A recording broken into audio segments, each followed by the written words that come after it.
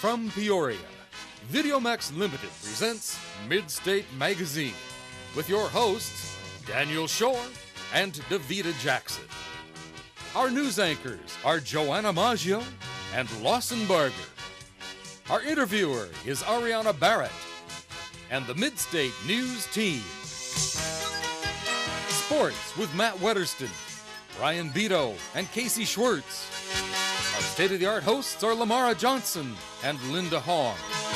Our resident cook is Valerie Matthews, and Vanessa Strickland is in need. About Town with Crystal Lay. Our movie reviewer, Rihanna Pouncey, and Steve Williams is our street team. And now, from America's friendliest city, Midstate Magazine with your hosts, Daniel Shore and Davita Jackson. Take it away, kids. Hi, everyone, and welcome to this week's edition of Midstate Magazine. I'm Davita Jackson. And I'm Daniel Shore. So, what's new today? Not too much, but tomorrow, if there was a tomorrow, would be Leap Day for the year. So it would be February 29th, but not this year. Only every 4 years, and that's according to the Julian calendar. So what would that be, 2008, right? 2008 will be the next one. Now, what you might not know, and I didn't know this until I did a little research, but every 100 years, no leap day.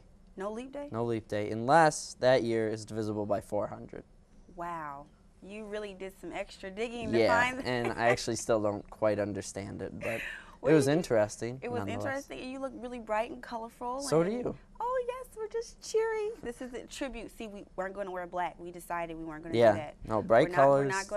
We're not gonna mourn the death of February 29th. Just because the 29th won't be here. We're going to celebrate it. What did you do last February 29th? What was that, 2000? 2000. Was that? No, 2004. Oh, 2004 was February 29th. What did you do? You remember? Probably went to school. We have to reminisce about these days. Come on. I know what I did. What'd you do? I was just so excited. It was February 29th. I slept the whole day. I just took a day celebration. It doesn't come once in a while. I need to celebrate, meditate, you know. So That's true. Took the day. So you're making up for those 6 hours that are lost each year. Yes. That you don't get to sleep with. I thought it was like 24. Well, every 4 years it is. But that's strange. To start with, it's 6. Aliens, like, we don't know if they're really here, and February 29th comes like every 4 years. Yeah, so that's true. It's all about, sci-fi? Maybe we'll talk about that when we come back. But first, let's take it to news with Joanna and Lawson. Davita and Daniel, I'm Lawson Barger. And I'm Joanna Maggio. Thanks for joining us this evening. The world's largest breeding center in China is launching a kindergarten for newborn pandas. It is hoped the interaction will help the pandas find a mate more easily later on. You know what I mean? The Wolong Panda Daycare Center, located in the northwest of Sichuan province, boasts the largest number of artificially bred panda cubs in the world. Captive births at the center average between 6 to 11 per year. Cubs will go to the kindergarten when they leave their mothers at 1 year of age. The kindergarten will help pandas learn about their new environment and grow accustomed to accepting milk, formula, carrots, and to start consuming bamboo. In education news, Bradley University's Department of Communication hosted a panel discussion over a video conference for seniors in the communications department. The panel consisted of professionals from Los Angeles in various fields of work in media and communication. DePaul University is the first Catholic university to introduce a program that allows students to minor in a course titled Career Studies. Known as the country's largest Catholic university, this program has drawn many critics, but has not been very controversial. The Catholic Archdiocese of Chicago is not necessarily against the program. The class teaches the implications of an identity and a community. The program requires an introductory course and 5 electives. Other Catholic universities, such as Georgetown and Santa Clara, offer courses but put them under the category of women and gender studies. There has been a recent outbreak of bed bugs across the country. The reddish-brown bugs are a 1/4 inch long, oval-shaped and flat, resembling a lentil. Bed bugs, contrary to their name, do not reside in beds, but live only between chair cushions and electrical outlets and behind picture frames. The nocturnal pests feed on human blood, leaving you with irritated red welts and, more likely than not, a case of insomnia. The only visible sign that bedbugs may leave are little brown spots from the fecal droppings and dried blood. The most common place for bedbugs are hotels. However, they also reside in college dorms, laundromats, movie theaters, and even in a child's book bag. The National Pest Management Association believes that the recent outbreak is due to heavy traveling and advises travelers to use luggage racks rather than leaving their luggage on the floor, checking bed sheets for little brown spots before climbing in, and to wash their clothes upon returning from vacation. For more information on bed bugs, visit www.pestworld.org. Mars Incorporated, maker of Milky Way, Snickers, and M&M's candies, have announced plans to launch a new line of products called Cocoa Via, made with dark chocolate that the company claims to have health benefits. The type of dark chocolate used to make the new product is very high in flavonols, an antioxidant found in cocoa beans that is thought to have a blood-thinning effect similar to aspirin and may even lower blood pressure. A paper published by the American Heart Association did conclude that the chocolate containing flavonols had the potential to reduce heart disease, but does not encourage people to increase chocolate in their regular diets. In local news, voters in the city of Peoria and Peoria County will not be filling out a paper ballot for this month's primary. Instead, they'll use this electronic voting machine. The candidates' names will appear on the screen. Then, voters will use a scroll wheel and enter button to place their vote. The biggest advantage on the new voting systems is people with disabilities can cast their ballot without any assistance. You can take a trial spin on the new machines at the Peoria Election Commission or courthouse. The Peoria Area Anti-Hunger Coalition has kicked off its annual Food Share Can-a-thon to help fill area food pantries and soup kitchens. Residents are asked to fill the paper bags found in the Journal-Star with non-perishable food and set them at their front doors for collection on Sunday, March 5th. Residents can also donate food at the area Kroger stores. According to a recent study, Peoria's continuing poverty level is causing a sluggish population growth in the area. The study showed that 10% of households are living below the poverty line. While almost one-third earn less than $25,000 yearly, authorities say the lack of health insurance and ethnic diversity in the area, plus increasing costs in housing, are responsible. The study also revealed contrasting incomes among African Americans and whites, as well as for males and females. Indiana Governor Mitch Daniels is trying to convince the citizens of Indiana to buy into a $3.85 billion proposition for turning over the I-57-mile-long Indiana toll road to Australian and Spanish operators for the next 75 years. The highway, also known as I-90, stretches along the northern border of Indiana and provides a direct route from Chicago to Ohio. Instead of raising gasoline prices, the money from this deal will cover the estimated $2.8 billion price tag on road projects for Indiana and provide 130,000 new jobs. However, regardless of whether the deal fails or succeeds, the toll will jump from $4.65 to $8 this spring. State Representative Jackie Walorski is working to freeze the toll price for citizens of the counties the toll road passes through.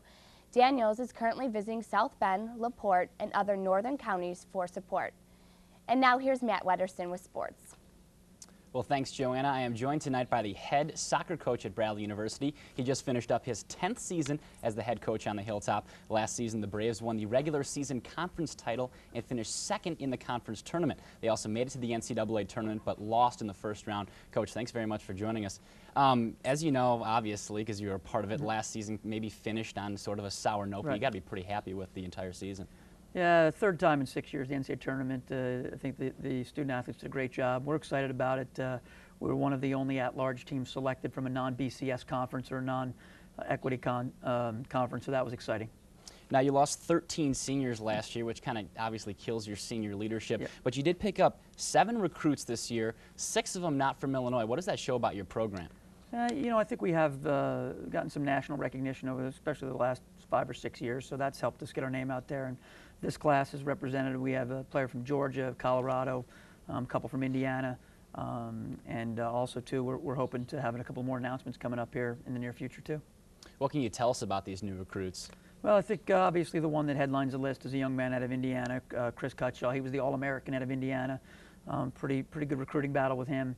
Another top player at Indiana, and then a player that was with the U.S. national team for a while out of Colorado, center midfielder, compares much like Brian Namoff, who's playing professionally from us from several years ago. Now, that's kind of the thing that I hear is the question mark, I guess, is at midfield. You've had the likes of Luke Kremmelmeyer, Cody Kother, Steve Kromick this year.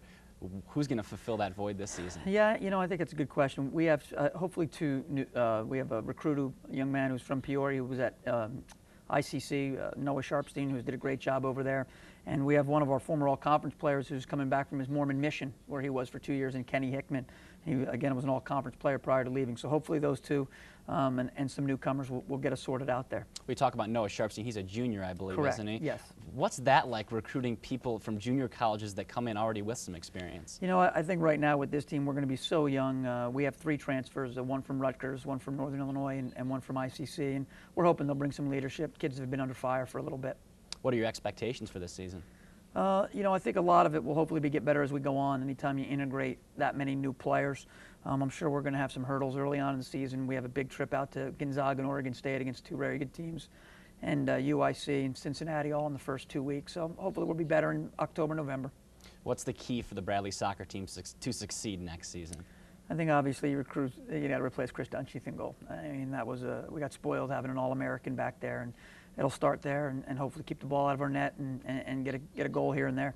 Well, Coach, thank you very much for joining us. That's head coach Jim Burrows from the Bradley soccer team, going to start his 11th season next year. Joanna, back to you. Thanks. Thank you, Matt.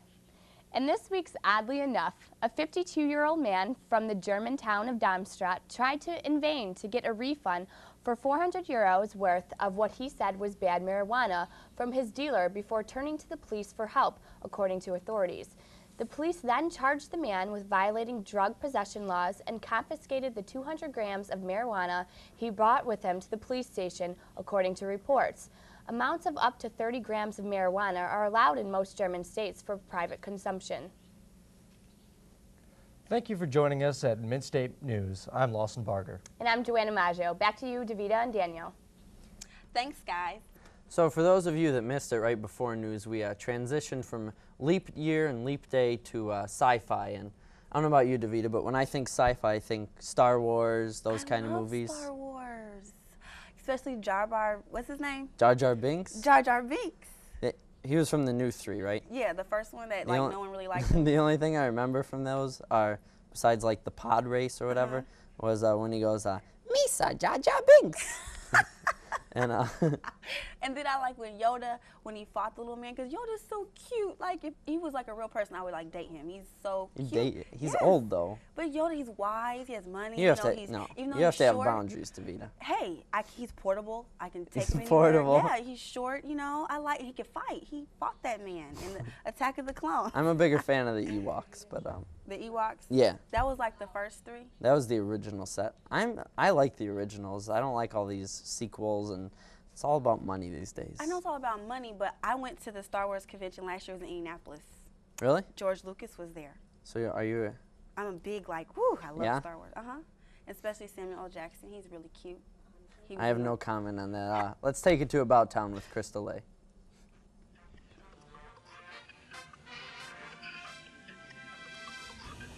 As March Madness is upon us, we can't help but to think about all of the great teams that are out there. But what if you put them all on the same level? Well, Peoria played host to a tournament of a different sort. It's called the National Wheelchair Basketball Association. We've got 21 teams participating. It's basically set up as a double elimination tournament. The thing that's attractive about this tournament is it's not just one and you're out. Players ranging from Canada to Texas, to Connecticut to California came to play at our very own Riverplex. We have a great facility here at the Riverplex, which is, not only one of the best in the state of Illinois for something like this, but maybe one of the best in the country.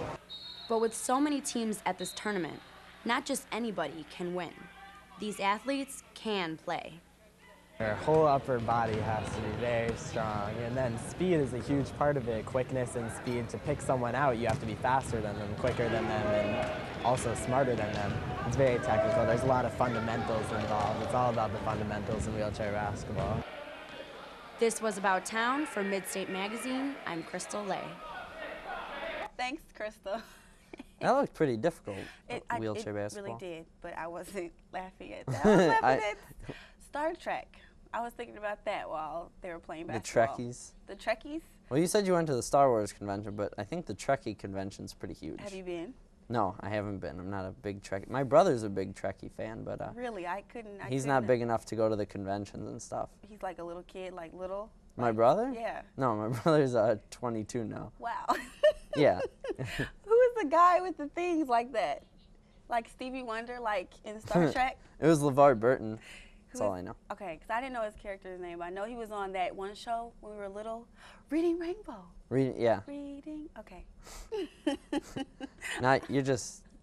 You're out of... I love Star Trek. You're in left field, Davida. I don't know why. I'm sorry, sci-fi is left field. So what am I Sci-fi is pretty left field. What am I really like Spaceballs. Spaceballs? That's my favorite. But my favorite. We'll get there. We'll get there. Yeah. Let's go to food now with Valerie Matthews.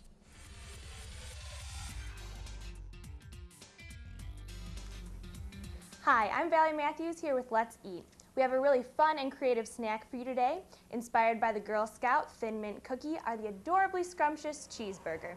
If you're intrigued, listen up and I'll show you how to make them. We're going to start off our cheeseburger with a Thin Mint hamburger patty. We're going to need vanilla wafers for the buns. Get these set up. And 3 frosting colors. We're going to start off with our cheese. I'll show you how to assemble these tasty burgers by putting 3 generous globs on the outer edge of the wafer. Get ready to apply our relish, almost exactly like we just did our cheese, maybe a little less generous, depends on how much you like frosting. Glob that on, and we're going to put our red ketchup right in between those relish globs. Add it on top. We have our first hamburger. What's so fun and cute about these burgers is that it's all in the details. So we're going to add an extra special detail using the littlest bit of vegetable oil and some sesame seeds to make it look just like a real hamburger bun. You can just use the edge of a spoon, or if you have a paintbrush that is used only for cooking, obviously, or any kind of pastry brush. Just dab it on the back very lightly. You don't want to put too much because then it'll start to get greasy. Now we add our sesame seeds on top of the oil, and we need to use the vegetable oil or just a little bit of it so that the sesame seeds stick. Otherwise they'll just roll off top and it'll be wasted effort. But this way it's so adorable.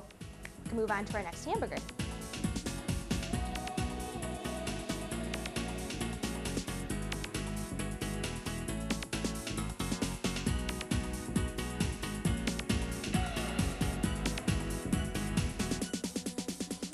Right now, to serve our hamburgers up, we're going to use some potato sticks, like miniature french fries, so cute. And if you want to feel like a giant, which I do, take a bite.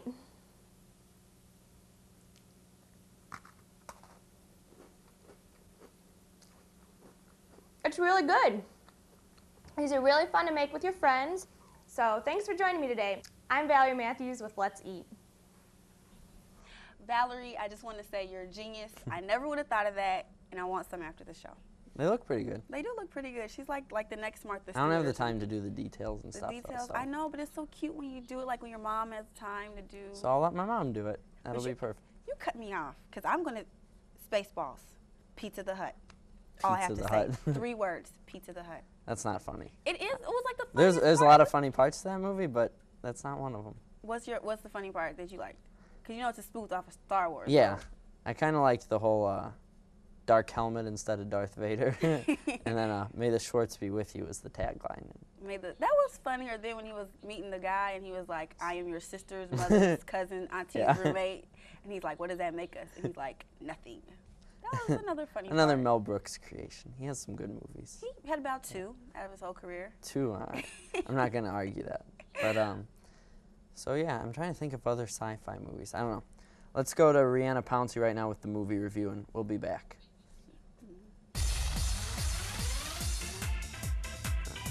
Oh, I like the music. Thanks, guys. Well, if you've still got Olympic fever, I think we might have a cure. You can relive one of the greatest moments in Olympic history with this movie from Disney. Miracle tells the story of 20 college hockey players brought together to represent the U.S. in the 1980 Winter Olympics in Lake Placid. Their coach, played by Kurt Russell, has the challenge of making them good enough to beat the Russians. Coach Brooks trains them hard and also teaches them how to play as a team. Again.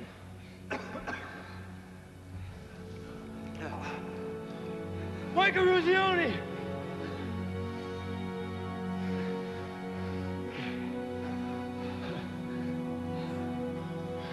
Winthrop, Massachusetts!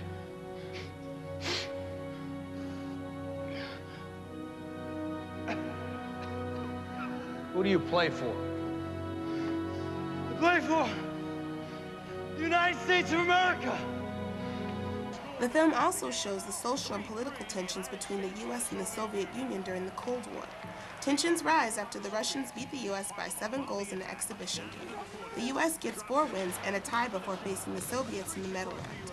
The U.S. are heavy underdogs, but they pull off their miracle by beating the Russians 4-3. 5 seconds left in the game. Do you believe in miracles? Yes!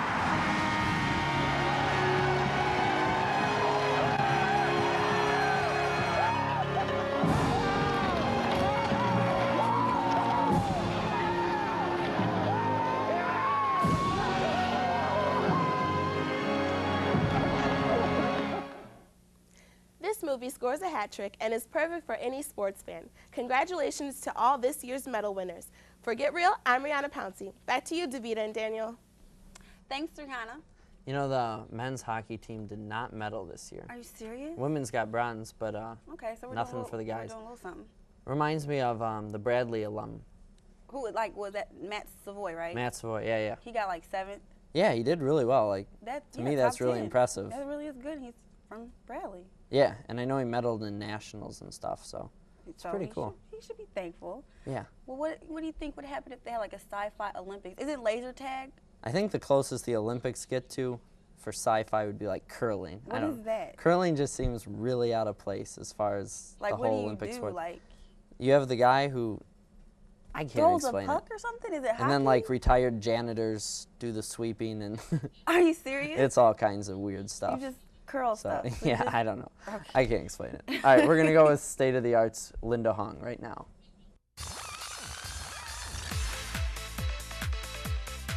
Today on the show, we have Melanie Pagan and Nay Sales, and they're inspiring artists who will be sharing some of their work with us today. How are you guys both doing? We're doing great. Awesome. Thanks for joining me today. Thanks. So about artwork.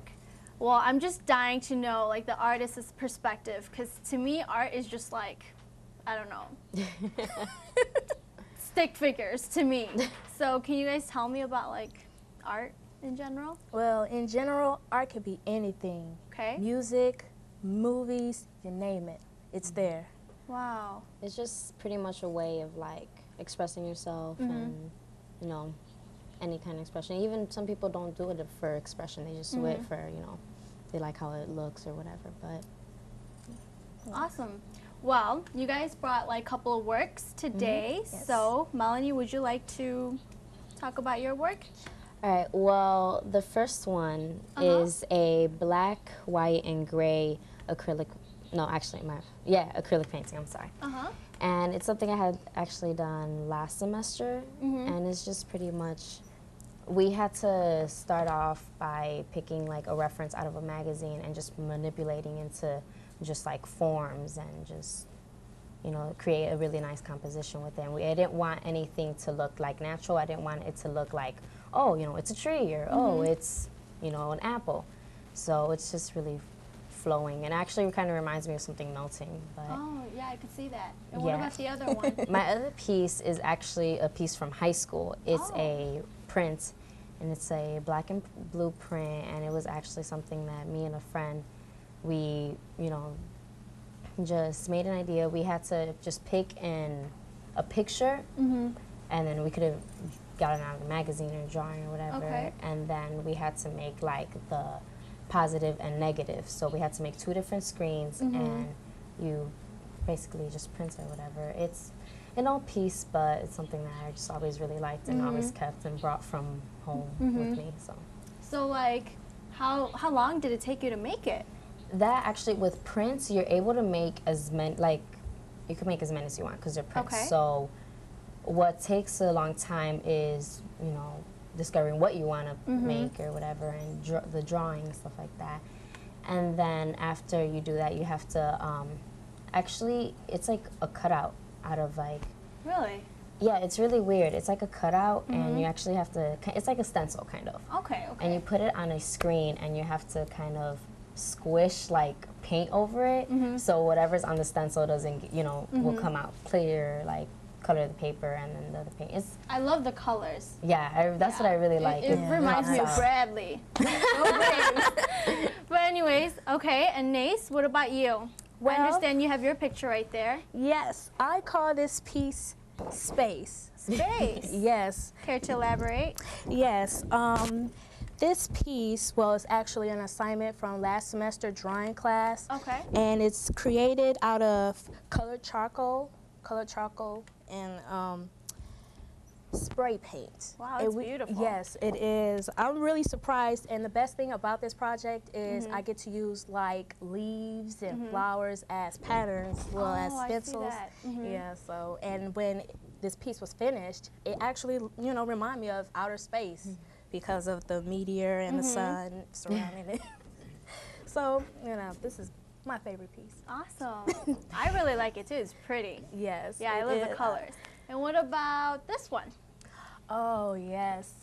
This piece I've called The Beauty of a Modern Geisha. I completed it last year during high school senior year. And it's made out of dots, actually. And it took me approximately a week to complete.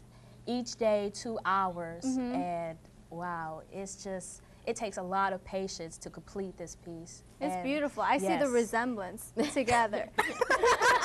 It's really cute. Yes. But that is unfortunately all the time we have for today. But thank you for joining me. And now, back to you, Daniel and Davida. Thanks, guys. I love the paintings. That was nice. It was good. How does that look? That's the song for the week. Sorry, but you're just hilarious. I'm sorry. So we've covered Spaceballs, we covered Star Wars, Star Trek. I know some new movies coming out. What you got? Night Watch. It's like a Russian sci-fi about vampires, but it's like in limited theaters. See, but vampires, that's suck like blood, folklore teeth, and like you know? myth.